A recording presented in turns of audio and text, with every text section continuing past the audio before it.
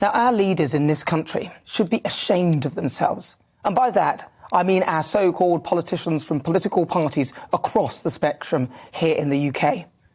Would any of them show the courage and win the room the way Vladimir Zelensky has with his people? Or are our so-called politicians so mired in self-interest that the selfless behaviour of the Ukrainian president would evade their grasp? So let's talk about leadership. And I mean, who have we got here? Let's talk about it.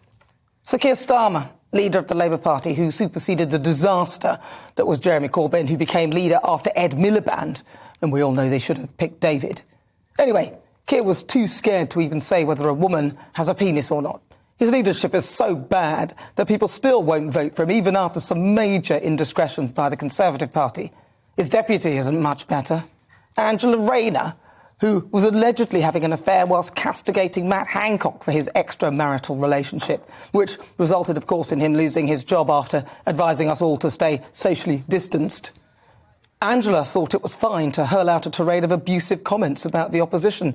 I think her exact words were, "We cannot get any worse than a bunch of scum, homophobic, racist, misogynist, absolutely pile of banana republic Etonian piece of scum." She did eventually apologise. Then there's Ed Davey. Who? Yes, he's the leader of the Liberal Democrats, a party who can't decide whether their banner is orange or yellow. They're so flaky they appear to be crumbling even as you look at them. And of course, there's our current government, the Conservative Party led by Boris Johnson, who unseated Theresa May and won an unheard of 80-seat majority. But incidents like Wallpapergate, Partygate and those sort of things have chipped away at his credibility. Members of his party haven't helped.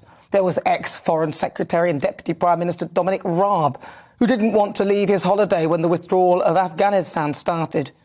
Chancellor Rishi Sunak, who was considered a good candidate to replace Boris until it was uncovered that he thought it was a good idea not to disclose his wife's interest in a company that has public sector contracts and was trading with Russia.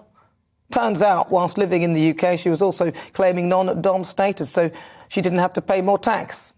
All perfectly legal, but when the rest of us are facing tax hikes due to her husband's policies, it didn't really sit that well. We can save the green card bit for later.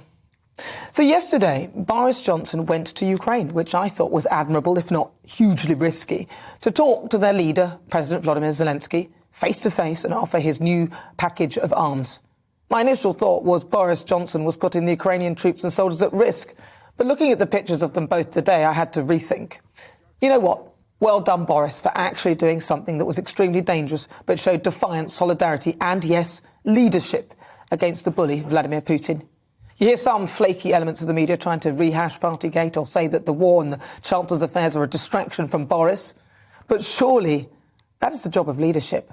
So I'm glad to see Boris Johnson stepping up to the plate and starting to look more like a leader. He said, "Having been here in Kyiv for just a few hours, I have no doubt that an independent, sovereign Ukraine will rise again, thanks above all to the heroism, the courage of the people of Ukraine. Thank you very much." He then went on to say, "It's because of President Zelensky's resolute leadership and the invincible heroism and courage of the Ukrainian people that Putin's monstrous aims are being thwarted."